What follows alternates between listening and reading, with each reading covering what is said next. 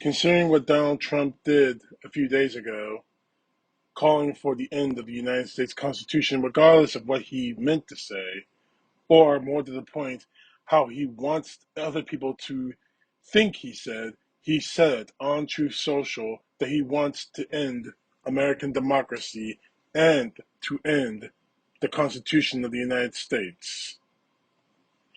What I'm about to read to you is from Dan Rather and Elliot Kirshner, and it underpins the idea of what the oath Donald Trump took to be President of the United States and others in this country. The oath of office for the presidency of the United States is not very long, and it gets straight to the point.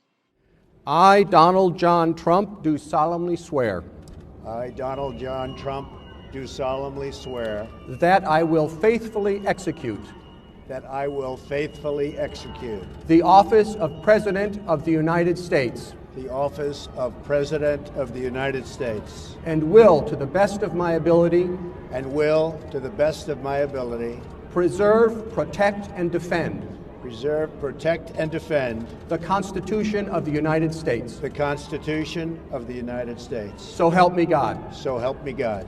Congratulations. First, you say you'll do the job.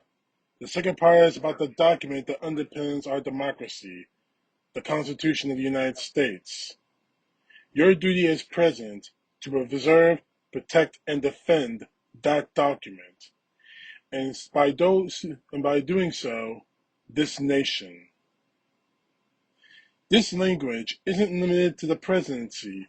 For example, this is the oath for military enlistees. I state your name. I solemnly swear. Do solemnly swear. That I will support and defend. The Constitution of the United States. The Constitution of the United States. Against all enemies, foreign and domestic. Against all enemies, foreign and domestic. That I will bear true faith and allegiance to the same. That I will bear true faith and allegiance to the same. That I will obey the orders of the President of the United States. That I will obey the orders of the President of the United States. The orders of the officers appointed over me. And the orders of the officers appointed over me. According to regulations and the Uniform Code of Military Justice. According to regulations and the Uniform Code of Military Justice. So help me God. So help me God. In this case, the Constitution is the subject of the first two clauses. Your job is to defend and bear allegiance to this document and what it represents, even at the risk of death. You will also obey the orders issued by others, the President of the United States and the officers appointed over you in the military. It's no coincidence that they both have sworn an oath to the Constitution. That's because there is no United States of America without our Constitution. It defines this nation as one ruled by law, not by man. It dictates our rights and provides us to change our government through peaceful transfers of power as we deem appropriate. That's what happened in the election of 2020, and the loser of that election hates it. By extension, he hates our country and our laws for allowing his defeat to occur. This isn't speculation. He said it himself a few days ago on his personal social media channel. We quote verbatim while recognizing the words have no basis in fact and have been disproven countless times.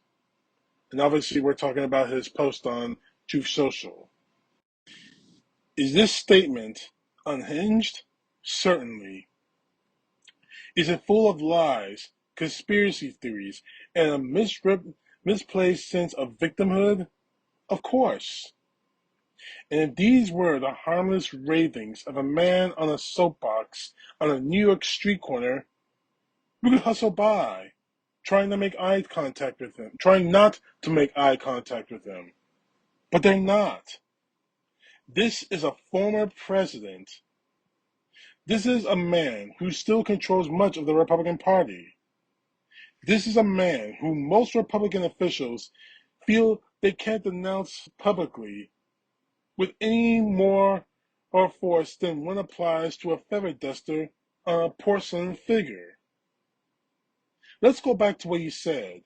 In his words, this man publicly called for the termination of all rules, regulations, and articles, even those found in the Constitution, unquote.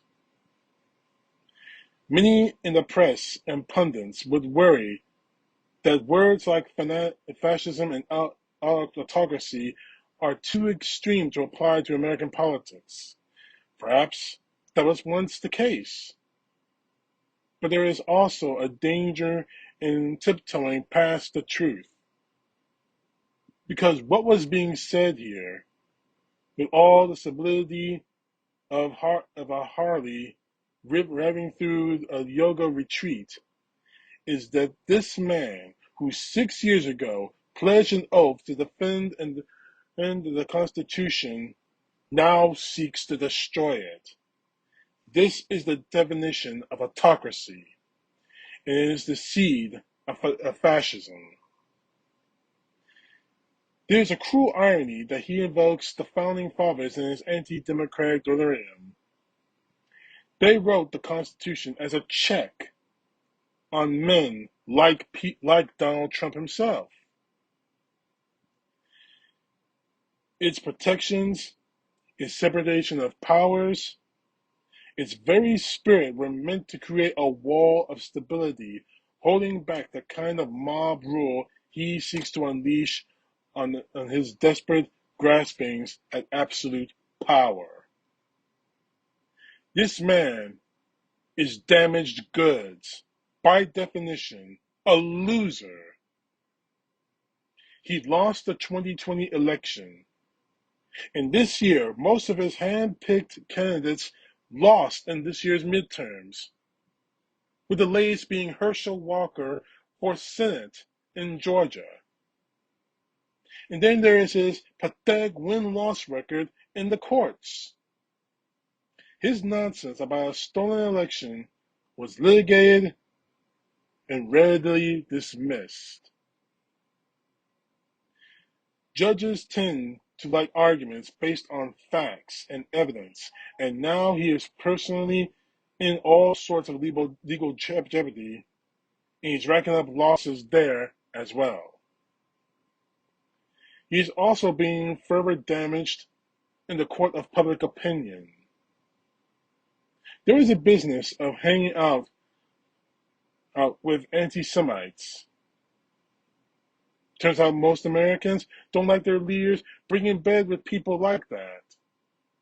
Even many in his own party are now speaking out. Not a lot, but a few. But if you listen to them carefully, you notice their rhetorical two-step. They may denounce the people he hangs out with and the worldview they espouse, but few elected Republican officials or other party leaders take on the man himself with anything more than a frustrated tut-tut. When asked if they will support him in 2024, they talk about how there will be many other candidates to consider. Some will even say they won't be supporting him because he will likely lose. All this is fine, but it's far from sufficient. It's transactional. It might matter for the Republican Party that he loses them elections, but what matters for America is that he wants to destroy the very foundation of our country. And it also matters to the country that many in his political party won't come out and say that it is wrong to call for the end of constitutional order. And why is that? Do they believe the lies of the former president?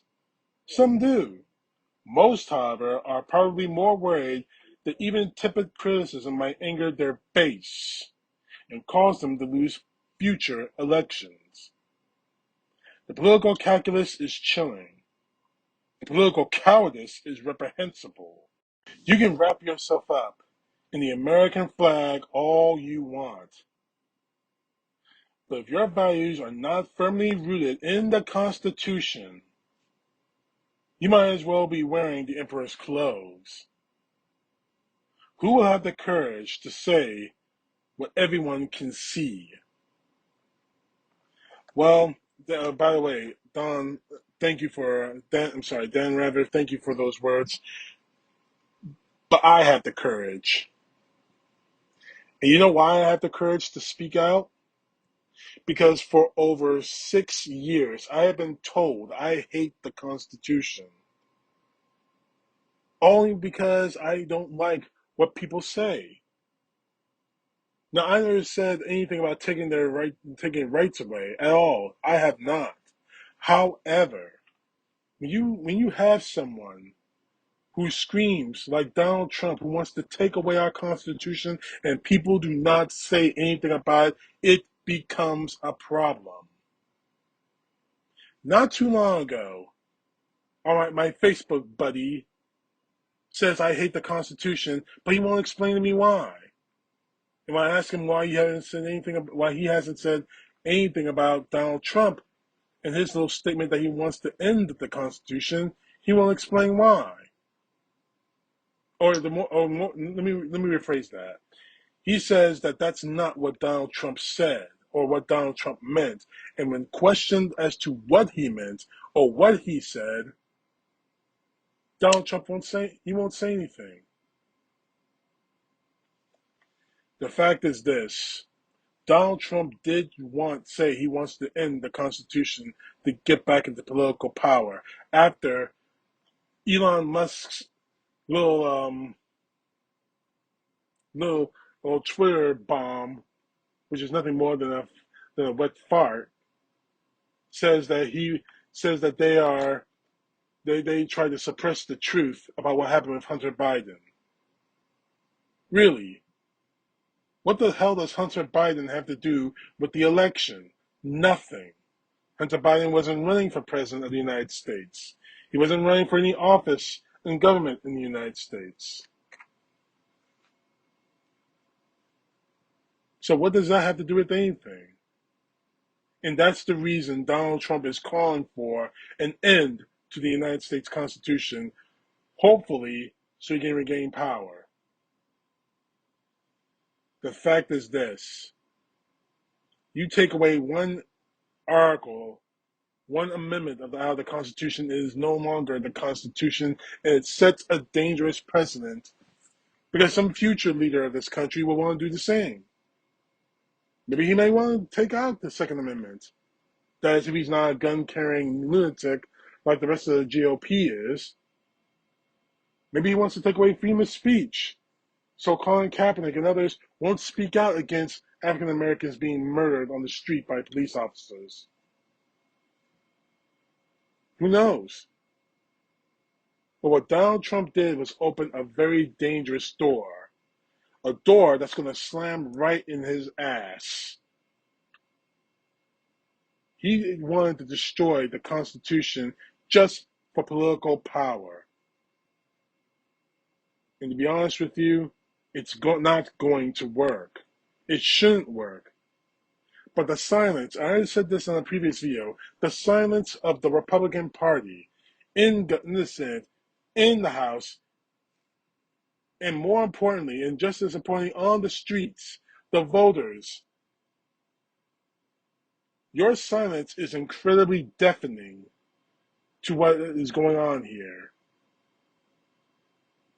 It's got to stop.